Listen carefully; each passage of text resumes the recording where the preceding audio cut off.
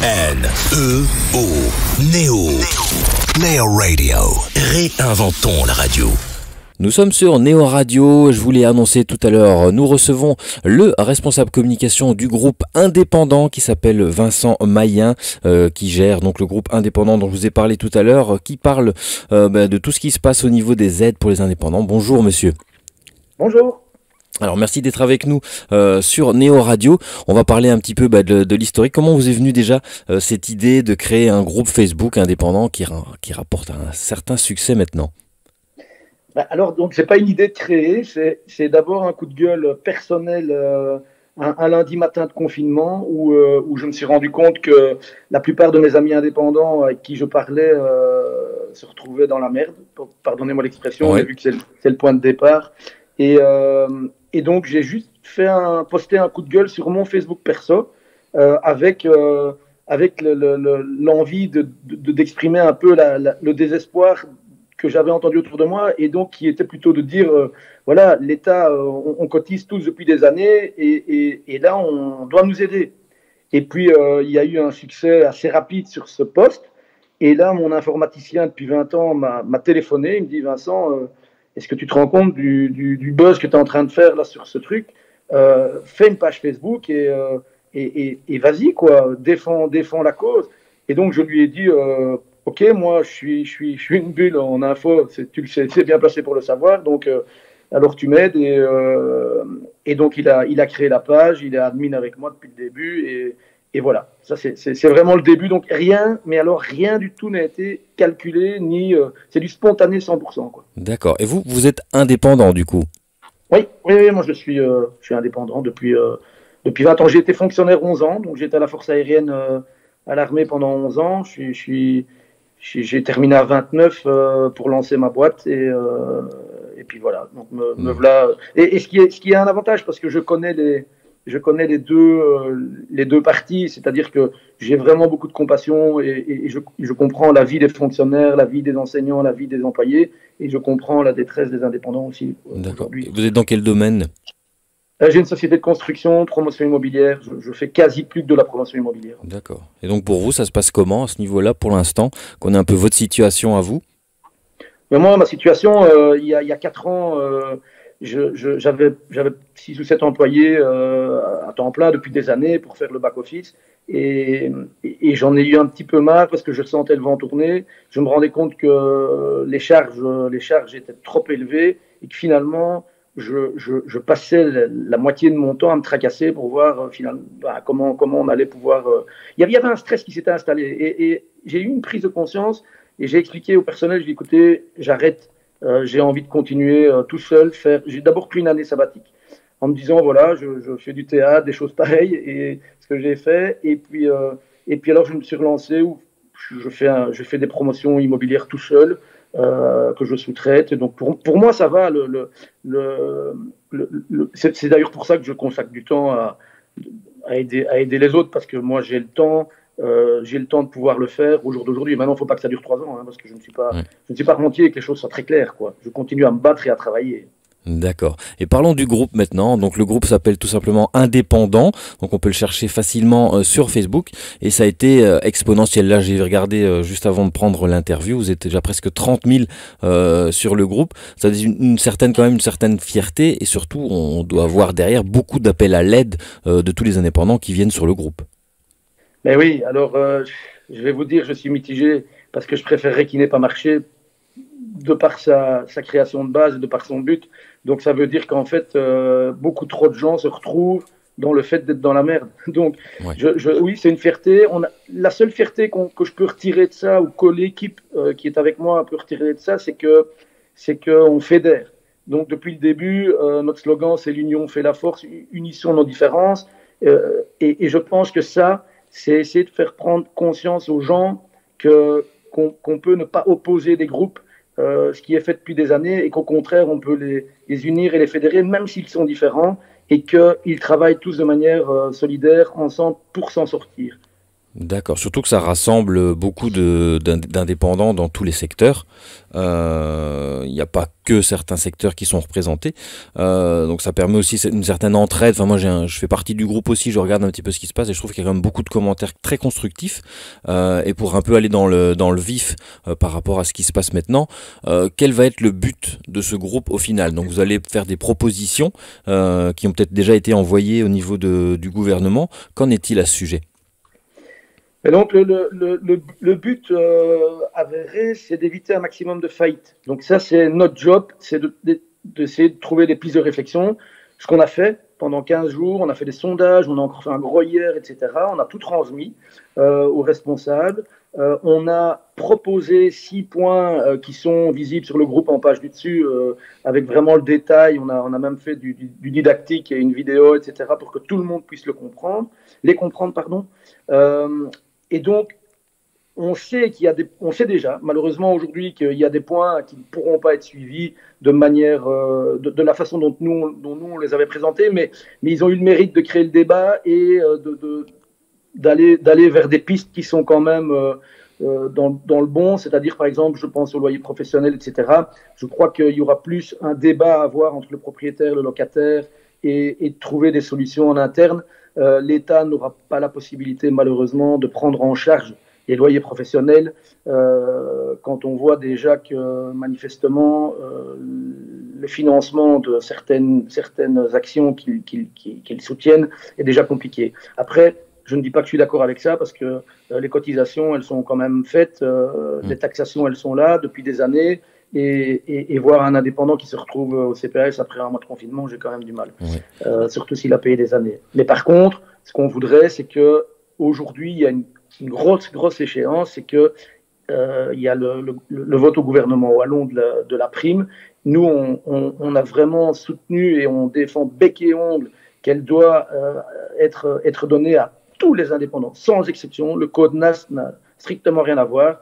Et donc là, on espère vraiment avoir cette bonne nouvelle aujourd'hui. On espère, on croise les doigts. Si ce n'est pas le cas, je pense qu'alors il y aura vraiment quand même des actions à entreprendre. D'accord. Et que pensez-vous actuellement des aides qui ont déjà été faites, annoncées par le gouvernement, donc les 350 millions qui sont faites via la prime de 5 000 euros, via les 2 500 euros peut-être pour certains codes NAS justement qui ont été cités, et le droit passerelle. Donc que pensez-vous déjà de ce qui a été fait actuellement ?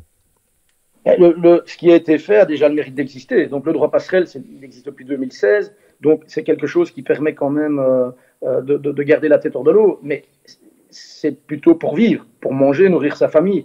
Tout ce qui est sauvegarde de l'outil, là, en Wallonie, il y a quasi personne qui a reçu la prime, ou personne, je ne sais même pas où on en est, parce que je ne sais même plus quel jour on est. Je pense qu'ils ont commencé à payer à partir de mardi dernier. Mais donc ça veut dire que l'outil doit être sauvegardé. Si l'outil part à volo, qu'est-ce qui va se passer ? Les indépendants vont aller pousser l'apport du chômage, du CPS, c'est déjà le cas pour certains, et le pays, il va lui falloir 10 ans pour se remettre de ça. Les indépendants ne pourront plus se relancer. C'est le tissu économique, c'est la création de richesses, etc. Donc je crois que c'est une réflexion globale. Oui. Et que pensez-vous justement de la différence qu'il y a entre la Flandre et la Wallonie? Parce qu'il y a quand même une grosse disparité. En Flandre, ils ont 4 000 euros qui ont été accordés, plus 160 euros par jour, donc depuis la crise. Pourquoi une telle disparité? Alors là, pourquoi?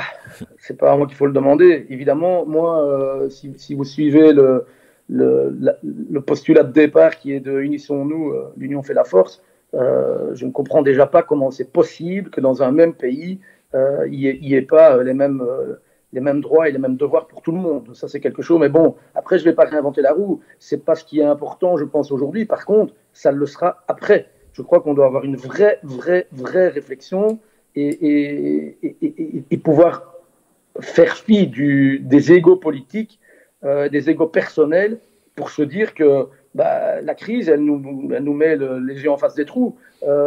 On a 6 ministres pour une même décision, et puis donc personne n'est responsable. Un indépendant dans sa boîte, il prend une mauvaise décision, s'il se plante, c'est lui qui est responsable. On sait que c'est lui, depuis le début. Voilà. vous avez compris où je voulais en venir. Je pense qu'il y a vraiment une grosse réflexion à faire et un gros chantier devant nous. Oui, tout à fait. Et quelles sont, vous, maintenant pour revenir au groupe indépendant, donc quelles sont les mesures, donc les 6 mesures que vous allez proposer ou qui sont proposées actuellement? Et donc nous, on a proposé une adaptation du droit passerelle en fonction des revenus antécédents, parce que voilà, on estime qu'en fonction du chiffre d'affaires, c'est normal qu'il y ait des frais inhérents au train de vie qu'on a. Après, je pense que les explications de M. Ducarme, donc tout ça, si jamais, je le rappelle, est sur le groupe en page du dessus, vous avez les propositions clairement définies et vous avez tous les retours politiques. On a joué tout à fait la transparence, vous avez tous les retours politiques qui sont affichés, donc vous pouvez tout lire. Donc le droit passerelle, je ne pense pas qu'ils vont arriver à le changer. Maintenant, nous, ce qu'on souhaite vraiment, c'est que les banques jouent le jeu. On va lancer aujourd'hui un gros sondage pour que les 30 000 personnes qui sont membres du groupe donnent leur avis sur l'aide qu'ils ont reçue ou pas de leur banque, de quelle banque. On va nommer chaque banque. Voilà. Moi, je suis indépendant, je suis chez ING. Est-ce que j'ai été? Est-ce qu'on a aidé? Est-ce qu'on m'a reporté? Est-ce qu'on me met des bâtons dans les roues, etc. Je pense qu'il y a une vraie demande aussi des gens par rapport à ça. Donc ça, c'est les banques, simplification administrative, la prime. On pourra vous dire quoi tout à l'heure. Voilà. Je ne sais plus où j'en suis. Vous parliez aussi des loyers tout à l'heure, oui. Des loyers professionnels. Voilà, la prise en charge. En fait, depuis ces 3 semaines, on ne dort pas beaucoup et ça commence à se faire sentir.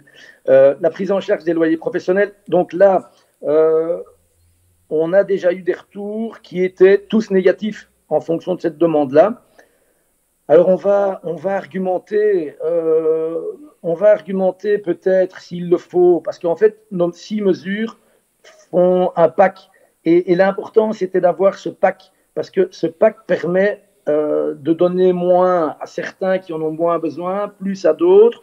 Et donc, les loyers professionnels, on va voir un petit peu comment le reste suit, parce que c'est assez compliqué. Pour prendre un exemple que tout le monde connaît, c'est pas pour faire de pub, mais il y a des grands magasins comme Ikea, etc., qui ont des loyers à 25-30 000 euros. Il n'y a pas de raison que l'État prenne en charge ce genre de loyer-là. Donc, il faut trouver un juste milieu, un juste équilibre par rapport à la vraie raison de notre demande, qui est d'éviter aux indépendants de faire faillite. L'idée n'est pas de faire un bulletin de loto et d'enrichir des gens qui ont déjà de l'argent. Ouais, donc, il y a ça où nous, on est vraiment, on ne va pas lâcher, c'est sur les lois sociales.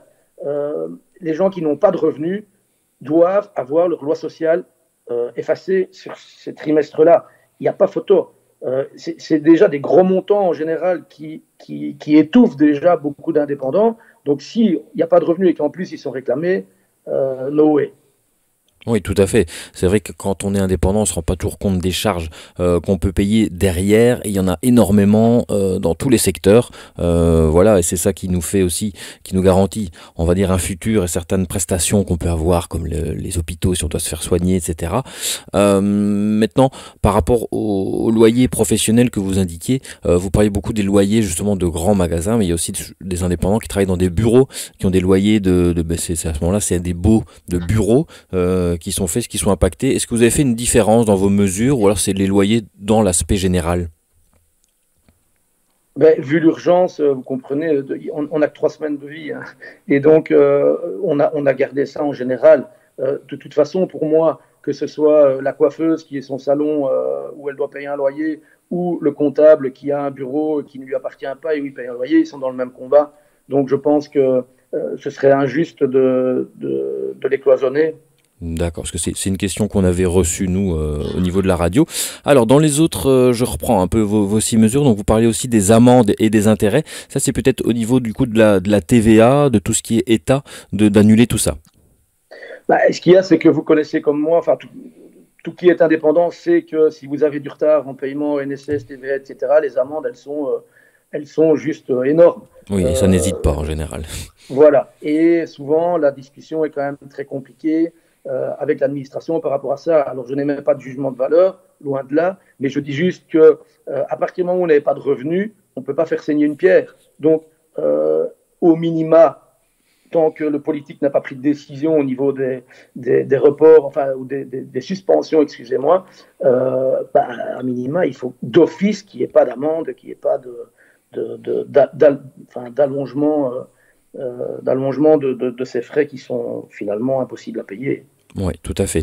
Alors, vous parlez aussi de simplification administrative. Donc, moi, j'ai un peu lu. Je vous avoue pas trop comprendre exactement ce que vous entendez par une simplification administrative. C'est plutôt faire le procédé simplifié pour toutes les aides actuellement, ou alors c'est pour même le futur que tout soit simplifié tout court? Je dirais bien qu'on ferait bien les deux tout de suite, mais l'idée c'est que chaque demande, aujourd'hui beaucoup d'indépendants, je recadre un petit peu la réflexion, c'est que beaucoup d'indépendants travaillent 10 heures par jour, puis quand ils ont terminé papier, famille, etc., et donc ne sont pas rompus au travail administratif. Ils ont bien souvent un comptable, 9 fois sur 10, pour pas dire 99% de fois, un comptable qui fait leur déclaration TVA, etc. Mais déjà, pour certains, amener les papiers, les réunir, enfin voilà, c'est pas leur job. Donc, et comme c'est de plus en plus quand même difficile pour beaucoup de se tenir à jour déjà, ne fût-ce que des lois, alors on sait que tout Belge est censé connaître la loi, moi je défie quiconque de la connaître, et donc je pense que cette simplification, ne fût-ce que le droit passerelle, toutes ces choses, doivent se faire automatiquement. Idem pour les banques, les reports de crédit, etc. Il faut qu'on arrive à soulager, parce que n'oubliez pas qu'il y a un point qu'on ne met pas en avant, mais qui est pour moi un des plus importants, c'est la peur. Aujourd'hui, Oui. les indépendants qui ne savent pas de quoi demain, pas le mois prochain, demain sera fait, ces gens ont peur, quoi. Il faut qu'on les rassure, il faut qu'on puisse leur dire, les gars, vous cotisez depuis des années, vous participez à la gestion de la société, vous créez de la richesse, et on ne va pas vous laisser tomber, quoi. Et pour l'instant, pour beaucoup, c'est le cas. Donc, il y a une incompréhension, il y a une colère qui monte, il n'y a qu'un bouton à appuyer. Et ce que je me refuserais à faire, l'idée est vraiment d'avoir un groupe dans le respect de l'État et des gens, mais il faut qu'on soit entendu. Oui, tout à fait. Et une dernière chose au niveau de vos points, on n'en a pas parlé, c'est de la suppression ou l'annulation du précompte immobilier. C'est vrai que c'est quelque chose que souvent les propriétaires font. C'est pas une obligation, mais ils peuvent le faire. Donc ben voilà, forcément, tous ceux qui louent payent ce précompte. C'est une mesure, je crois, qui doit avoir du succès dans le groupe. Mais oui, après, voilà, on a essayé, donc on a un expert comptable qui est dans le groupe et qui a surtout bossé et travaillé sur ces mesures-là, qu'on a débattu ensemble évidemment, mais on pense que oui, ça fait partie du pack pour alléger les frais, les frais qui sont inhérents à la vie de l'indépendant et du besoin qu'il a d'avoir soit un local ou des bureaux, quoi, ou un atelier. D'accord. Alors parlons un peu du futur. Actuellement, est-ce que vous avez eu des retours au niveau du gouvernement et des gens en place à ce niveau-là, au niveau des propositions que vous avez faites? Oui, donc j'ai eu très rapidement Monsieur Ducarme qui m'a appelé directement sur mon GSM. Pareil, Maxime Prévost, Georges-Louis Boucher. Georges-Louis Boucher on s'est parlé quand même plusieurs fois parce qu'on a, bon voilà, Vous avez été écouté, au moins, c'est déjà ça. Oui, voilà, oui, bien sûr, on a été écouté et surtout on a pu donner des arguments sur nos demandes pour qu'ils puissent les comprendre et qu'ils puissent les entendre. Bon, évidemment, eux sont dans le gouvernement, c'est plus compliqué. Maxime Prévost étant dans l'opposition et étant très sensible aussi au sort des indépendants, ben voilà, je pense que de nouveau, je parle d'unité et si on pouvait tous parler d'une seule voix, je pense que ce serait gagné. Oui, tout à fait. Bah, c'est déjà bien au moins d'avoir des retours. Est-ce que vous avez une idée d'une deadline, genre si dans 1 mois, dans 2 mois, dans 3 mois, certaines propositions que vous avez faites ne sont pas acceptées? Est-ce qu'il y a déjà quelque chose de prévu dans le futur, qui a vraiment une date où il faudra agir? Ben, je vais vous dire, si aujourd'hui c'est déjà une échéance importante, la prime de la région wallonne va peut-être pouvoir donner un petit réservoir d'oxygène à chacun, à ceux qui en ont vraiment besoin. Après ça, 2 mois, 3 mois, je pense que c'est pas le groupe indépendant qui va pouvoir gérer la crise et la colère des gens si ça dure 2-3 mois, parce que là, c'est les tribunaux qui seront engorgés de demandes de faillite. Ouais. Donc, parce que les gens ne s'en sortiront pas, ils n'ont pas la possibilité financière. Donc nous, on va continuer à défendre nos demandes, mais à un moment donné, comme on se veut un groupe démocratique, nous on sonde, et je pense que l'idée est à un moment donné de demander, ben voilà, on a ou on n'a pas, ou on a en partie ce qu'on a demandé, qu'est-ce que vous proposez? Et là, les 30 000 personnes vont pouvoir dire, ben voilà, alors on ne va pas dire on va aller aujourd'hui manifester devant le Parlement wallon, les confinés, on ne peut pas. Mais par contre, tout ce qui est non-violence, s'ils disent à un moment donné on doit faire ci, on doit inonder de mails, ben voilà, moi j'ai pas de souci. Il faut qu'on soit entendu, point. Ça c'est le but du groupe, qu'il n'y ait pas de faillite. Voilà. D'accord, très bien. Est-ce que vous avez quelque chose à ajouter, peut-être quelque chose de plus général à propos du groupe avant de se quitter? D'abord, merci de m'avoir écouté, de nous donner cette antenne. C'est important qu'on puisse être relayé, donc merci à vous. Et surtout, je voudrais que les gens comprennent qu'il y a une solidarité qui doit se mettre en place. Il y a des indépendants qui sont oubliés. Il y a toute une partie de la société chez qui on va faire la fête d'habitude, qui ont une perspective d'avenir qui est catastrophique. Hein, je parle des restaurants, des discothèques, des théâtres, tout ce qui est le milieu culturel, etc. Il ne faut pas les oublier non plus, tout ce qui est événementiel, parce que sincèrement, ces gens-là ne sont pas prêts de pouvoir regagner leur vie. Et je parle des ambulants, des marchés, enfin, c'est dingue, le tissu. On ne se rend pas compte, le nombre d'indépendants qu'on a en Belgique, il faut vraiment les soutenir. Voilà. Merci beaucoup d'avoir été avec nous, monsieur Mayen. Donc on rappelle le groupe Facebook qu'on peut trouver facilement, qui s'appelle Indépendant au singulier. C'est tout simple, il suffit de faire une petite demande d'adhésion et en général c'est accepté assez rapidement. Et voilà, si on peut faire grossir le groupe aussi, au plus on est, au mieux ce sera. Et un grand merci d'avoir été avec nous, monsieur Mayen. Merci à vous.